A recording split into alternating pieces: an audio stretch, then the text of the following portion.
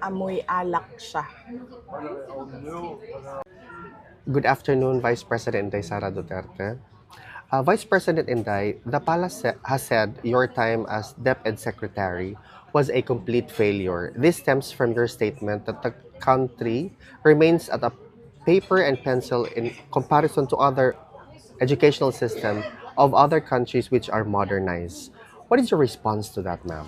Oh, thank you, Alvin and Tourism, no, for this opportunity to speak, no, and explain my side.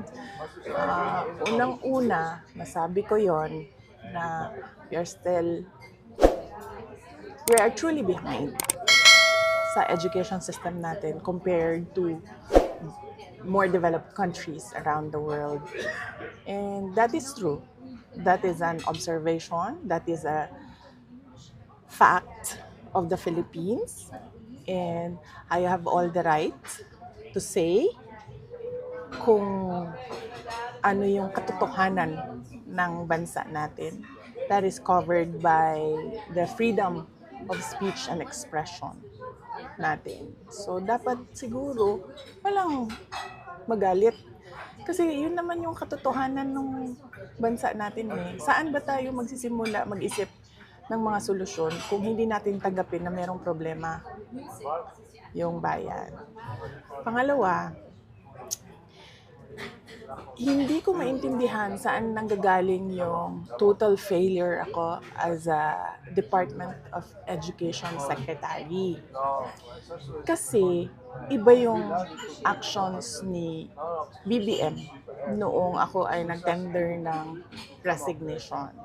Kung maalala ninyo, that was June 19, 2024. It was a Wednesday. Matagal ko na pinag-isipan yung pagre-resign. Inisip ko na kapag mag-resign ako, habang nasa administration ako, inaatake ako. Pag nag-resign ako, dodoble yung atake sa akin. Posibleng mag-file ng impeachment case sa akin dahil September 2023 pa lang pinag-uusapan na yon. So, matagal ko na hawak-hawak yung resignation letter na yun. Matagal akong pabalik-balik sa Malacanang, pero hindi ko talaga pa naibigay. Pero nung June 19, 2024, dun ko na isip na yun ang pinakatamang panahon na ibigay ko na yung irrevocable resignation ko. Kasi merong meeting sa Malacanang about opening of classes na hindi naman dapat na umaabot sa level ng Pangulo, pero meeting ko no para sa kung kailan magbubukas ang klase. So after nung meeting, mag-request ako kay President Marcos if I can have a few minutes of his time. Meron lang akong ibigay sa kanya na sulat. So, ang ginawa niya, sinabi niya, so ano kasi yon? Meron silang reception area, tapos papasok ka sa isang room. Doon sa room, doon ginagawa yung meetings nila. Merong conference table. Tapos, pinapasok niya ako sa isa pang room doon sa loob. Nagmuka siyang office na may table, may office table, may lounge, merong living room. Doon niya ako dinala. Meron pa isang conference table. So, tinanong pa nga niya ako hindi ka pa nakapasok dito? Sabi ko, hindi. First time ko ito nakapasok dito. Tapos nagkwento pa siya na, nung panahon ng tatay ko, parang kung saan nag-gather ang mga tao. Tapos, gusto niya daw yung view na yon doon, kaya ginawa niyang office. Sabi ko, okay. Gumanon lang ako. And then, sinabi ko na sa kanya, may dala ako na letter, ibibigay ko sa'yo. Tapos, binigay ko sa kanya. And then, nung binasa na niya, ang sabi niya, why? Tanong siya sa akin, bakit? Tapos sinabi ko sa kanya, ayoko na pag-usapan kung bakit ako mag-resign. Para sa akin ba, kailangan pa ba itanong yun? Hindi mo ba nakikita kung ano yung ginagawa ninyo sa akin? Parang hindi naman ako masokista na aatakihin ninyo ako nang aatakihin habang nagtatrabaho ako para sa inyo, and to think na the Department of Education was the department that was delivering results sa administration.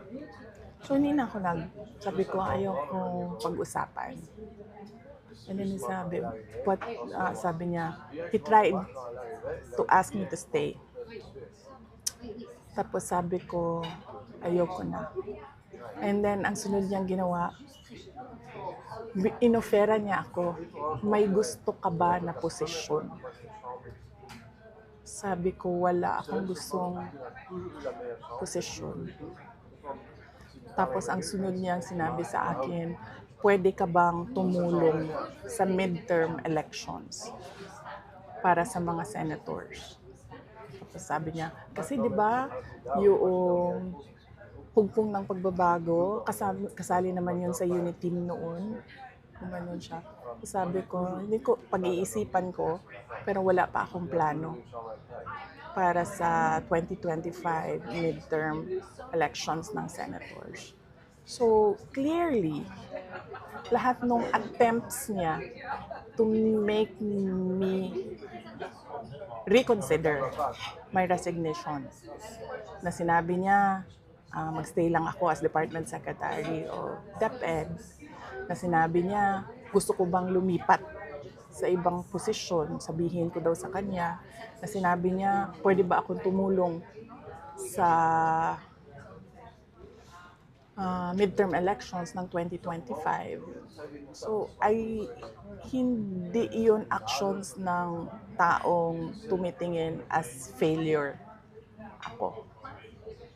Action yon ng taong tumitingin na kailangan niya yung trabaho ko.